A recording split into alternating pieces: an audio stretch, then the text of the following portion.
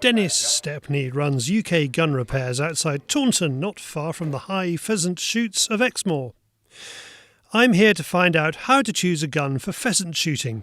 First up, here's a question that appears a lot in our comments. Side by side or over and under? I wish the side-by-side invitations were greater, because that's a marketplace that's sadly dying with us. Super guns, elegant to look at, but sadly we sell far more over and unders than ever side-by-side, and I can't see that changing. And that's got to do with people looking around them on pheasant shoots and saying, everybody else is using a side-by-side, I should too.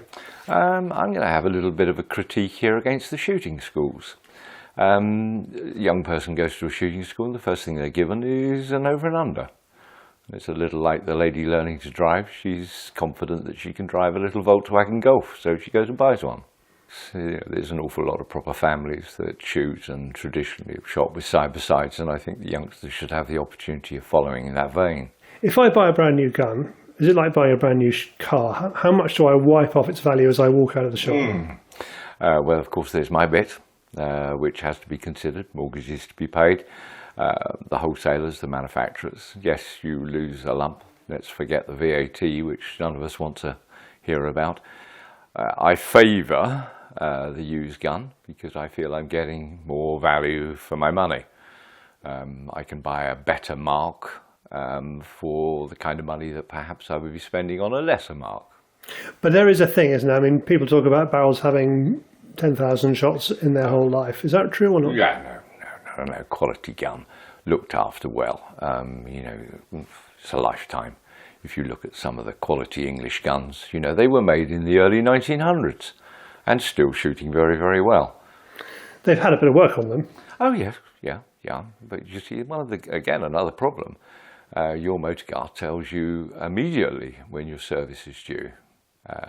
Drives you mad with little flashing lights.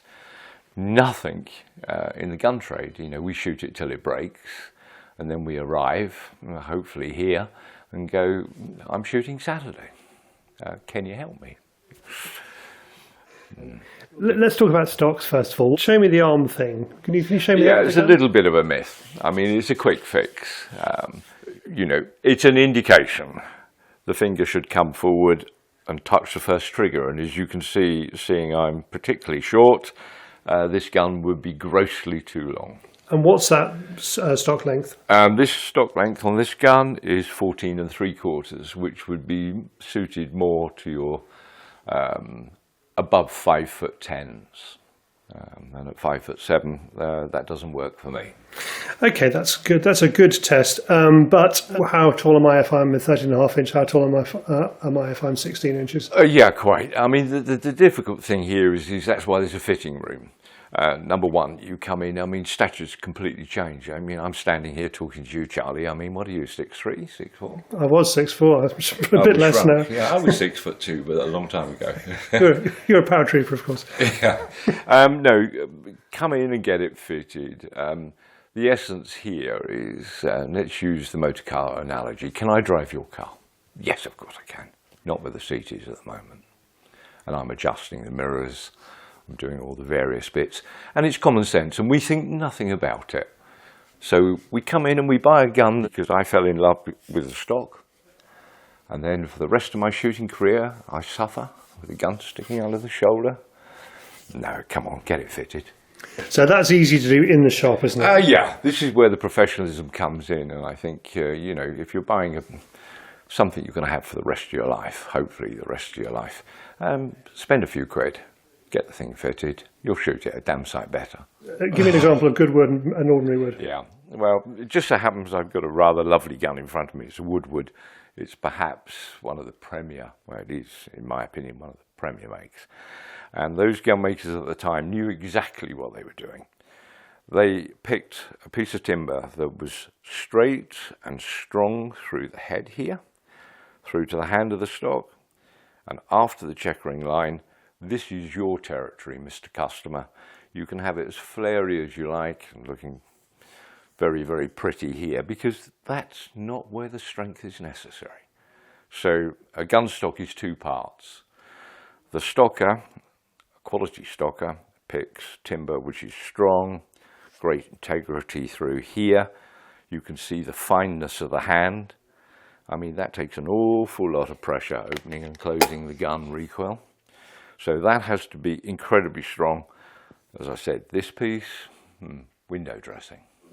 Back along, when I would have been buying a good and quality English game gun like that one, I'd have been looking for £6 because it had 28-inch barrels and a 14.5-inch stock. So your overall weight was nice and light compared to an over and under, and your barrels are no more than 28. But they've moved outwards, haven't they? Yeah. Shooting's changed. You know, we're now looking to shoot at things that upwards of 40 yards.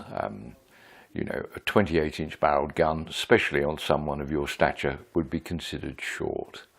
It's a matter of preference as well. As I said, I'm short, but I shoot 32-inch barrels. I'm going to walk out of here buying a gun, aren't I, at this rate? Yeah, quite, yeah. It's a matter of shooting styles. You know, I'd like to think I'm slower, more deliberate, so longer barrels suit me. If you're a flamboyant, natural hand sort of, eye coordination shooter, maybe you favour 28s. It's not my place to argue, it's personal preference. Now, back in the 1920s, Mr. Churchill, gunmaker, was pushing the 25-inch barrel, wasn't he? Yeah. So we've really moved. Can you see this trend for 32 inches becoming shorter over time? I think, if I say it, the onset of possible non-toxic shot, steel shot coming in, we appreciate it doesn't kill as well as the lead does. I think we have a responsibility as shooting men perhaps to adjust our shooting heights. Birds at a lower level suit that Churchill shooting style. I mean, they're a wonderful little gun to shoot in a piece of woodland, snap shooting, woodcock, whatever. But I wouldn't want to be stood on a big Exmoor drive looking at crucifixes coming across with a 25-inch barreled gun. Now, let's take a quick break from Dennis and go back to the summer when gun auctioneer Gavin Gardner told me about a bargain pair of Purdy's, and he tells me why they're a bargain too. Unfortunately, the majority of shops in the market today believe that 30 inches or longer is the magic length. They're built in 1956, they've got good long stocks, virtually all of their original finish and hardening colour. They're a virtually unused pair of guns. I mean, today this pair of guns would cost you over £300,000 from Purdy's. That would cost you £300,000 from Purdy? Yeah. And these ones are unused, so how much are you selling them for? Between 25 and 30,000. Oh, come on! Yeah. Unfortunately, the reason for the remarkably low valuation is the fact that they have short barrels. They have 26-inch barrels. Oh. And everybody in the marketplace today wants them to have 30-inch barrels. Well. So they're 4 inches short. They're very, very fast moving. They handle very well. They're very quick. They would make an absolutely ideal pair of grouse guns in my book. At Gavin's August auction at Gleneagles, sadly, they didn't sell. Back to Dennis, and the last questions on what to look for in a gun are trigger, action and ejector. And to Dennis, this comes down to your budget. Yeah, I think money consideration, obviously, number one. I'd rather you had a nice quality gun, non-ejector, second-hand, that fitted into your budget rather than poor quality bells and whistles, maybe looking gun. I think it's a case of fitting the gun around the budget and the quality. Okay, so ejector is not essential in your opinion? Yes. When you're in the heat of battle, it's rather nice that when you look down there's two black holes, but if your budget doesn't run to an ejector gun, pull them out. Is a single trigger essential these days, or are you again? No, I think perhaps you and I both come with age that we started off on double trigger guns.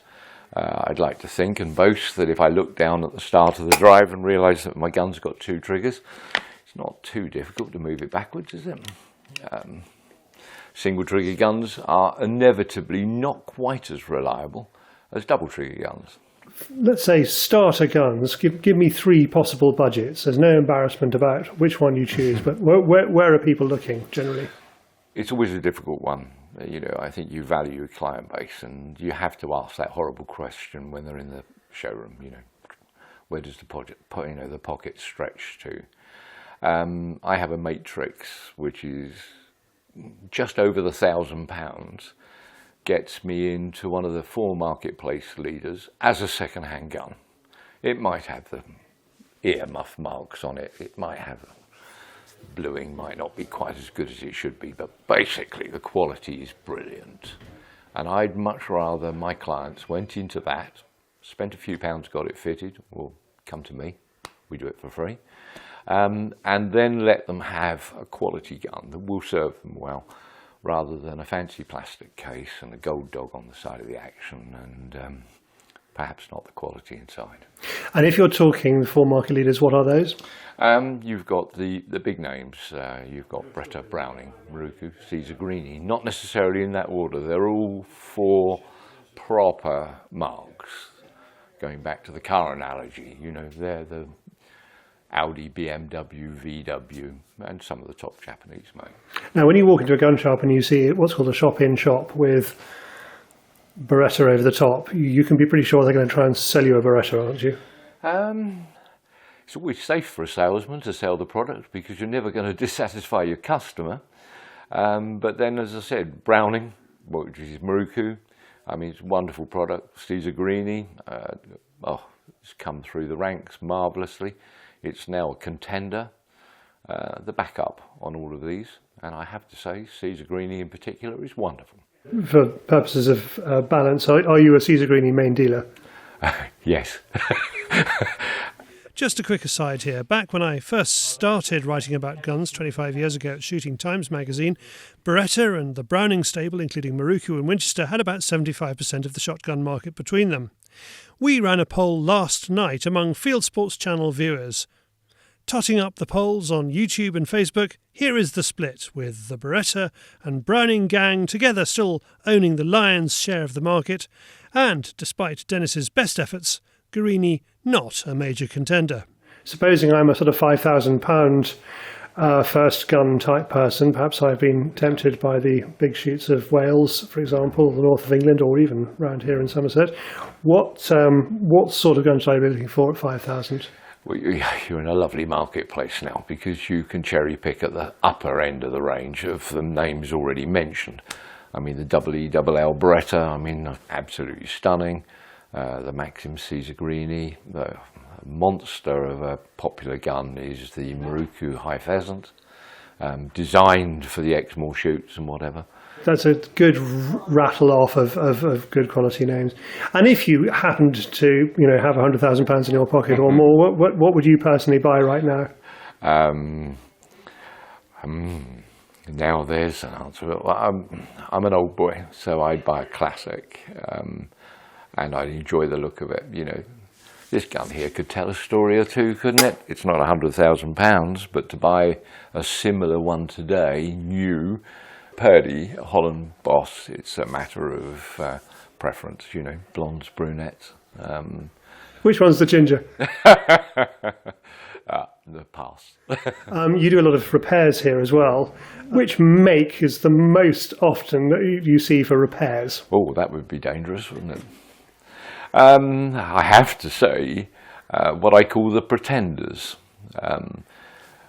We've got certain continental manufacturers now that are producing guns that look like the big 4 that we've spoken of.